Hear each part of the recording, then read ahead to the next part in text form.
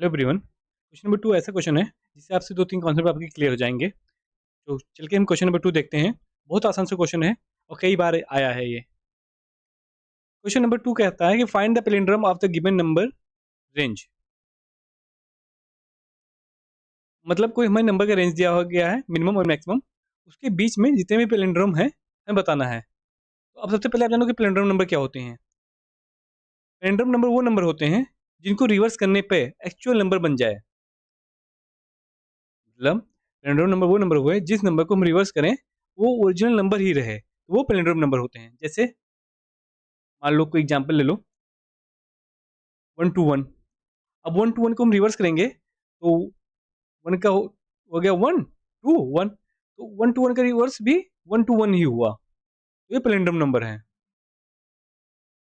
I hope आपको clear है। तो आपको इतना समझ में आ गया कि 10 से 50 के बीच में हमें वो सारे पैलिंड्रोम नंबर बताने हैं जो जितने भी हैं। तो 11 22 33 44 ये सारे पैलिंड्रोम नंबर हैं, अगर इनको रिवर्स करें तो ये हो जाएगा। अब ये क्वेश्चन इंपॉर्टेंट क्यों है? क्योंकि इस पैलिंड्रोम को निकालते समय आपको चेक करना है कि नंबर पैलिंड्रोम है कि नहीं पैलिंड्रोम है, और नंबर को आपको रिवर्स भी करना है साथ साथ। ठीक है, तो हम क्वेश्चन को करके ही देखते हैं सीधा सीधा और सबमिट करके देखेंगे कि कैसे होंगे। टीसीएस की उनक्यूटी में हमारे पास एक पेज रहता है, मतलब एक कोड एडिटर एडिटर रहता है जिससे हमें कोड करना होता है। तो आपको ये नहीं कि कुछ भी उसमें फंक्शन लिखे होंगे या प्री डिफाइंड फंक्शन है, ऐसा कुछ नहीं।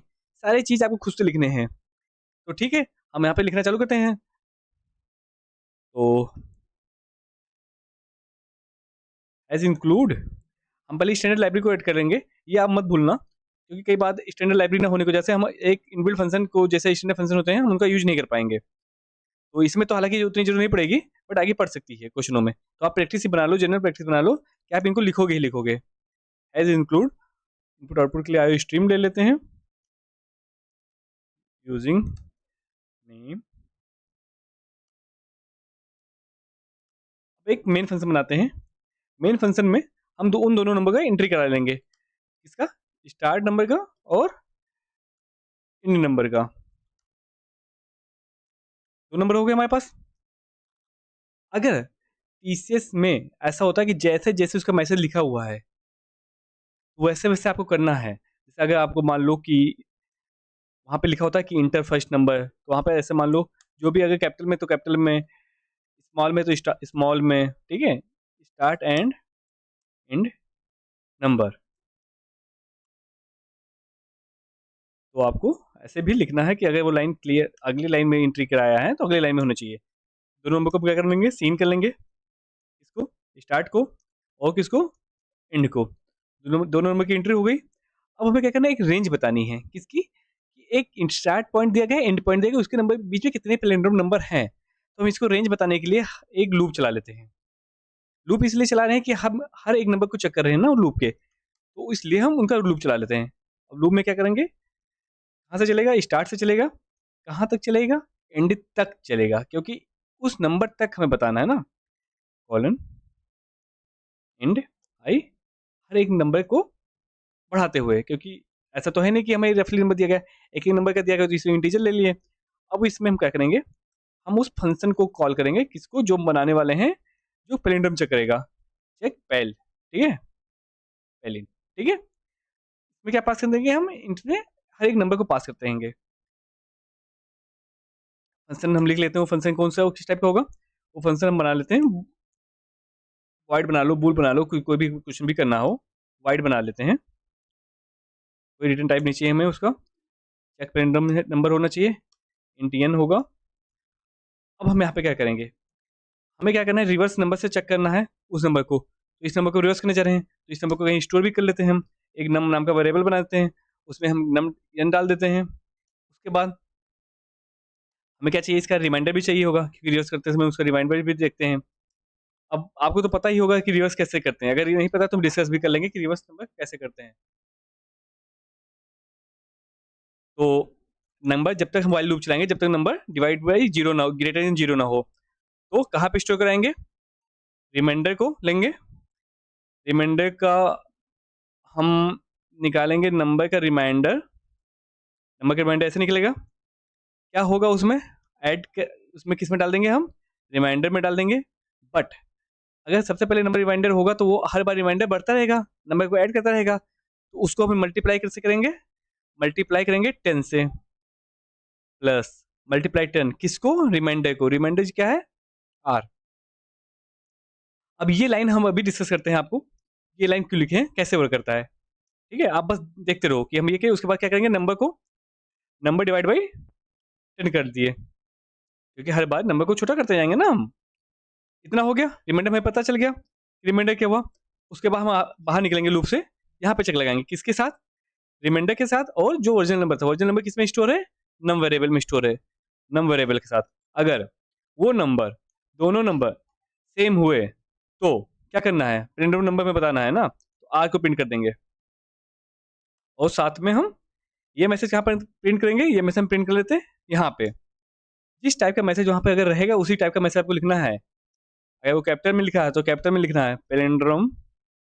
पैलिंड्रोम नंबर और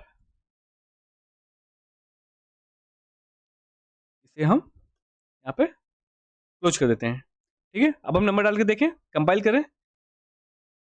अच्छा, सेव करने के लिए पूछ रहा है, तो चेक palindrome.cpp,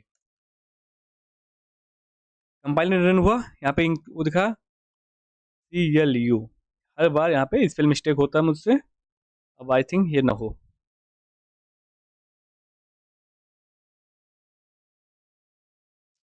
क्या हो गया,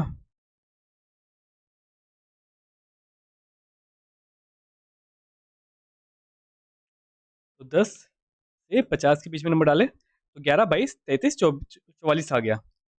अब अगर आपको ये लाइन क्लियर नहीं हुआ है, हम इसको क्लियर कर देते हैं कि कैसे ये हमें रिमाइंडर निकाल के दे रहा है, कैसे नंबर को रिवर्स कर रहा है, क्योंकि कई लोग को शायद ना क्लियर हो।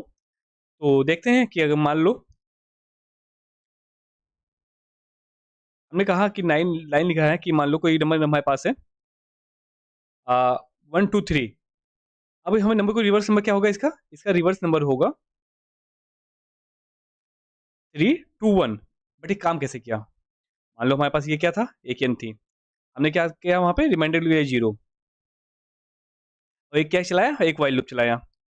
वाइल लूप कहा कि हमने कि अगर एन की वैल्यू ग्रेटर देन 0 है तब तक चलती रहे, मतलब एन पॉजिटिव हो जब तक, ठीक है।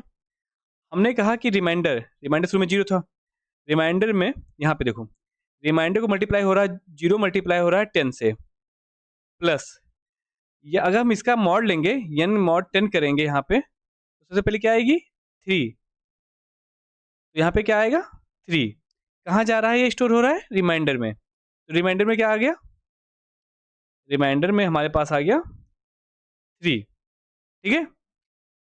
यहाँ पे यही तो लिखा था, ये लाइन क्या था, reminder is equal to r multiply 10 plus n mod 10। तो इसकी आर की वैल्यू क्या हो गई यहाँ पे, इस टेस्ट केस के लिए 3 हो गई। उसके बाद क्या रहा, एन डिवाइड बाई 10। तो अगर हम एन से मल्टीप्लाई करेंगे इसको, तो इसकी वैल्यू क्या आएगी,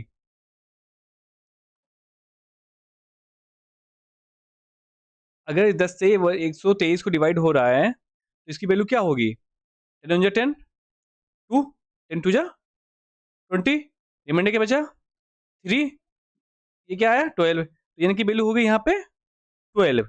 अब हम ये वाइल लूप चलाते जा रहे हैं, तो फिर अब एन यहाँ पे हो गया 12, फिर एन के साथ रिमाइंडर निकालेगा, तो यहाँ पे पहले से ऑलरेडी 3 था, तो 3 था, तो ये जो लाइन लिखी थी यहाँ पे, तो 3 मल्टीप्लाई 10 प्लस अगेन उस नंबर का रिमाइंडर, तो 3 10 हो गया 30, तो 12 का रिमाइंडर करेंगे तो आएगा 2, ठीक है, तो हो गया 32।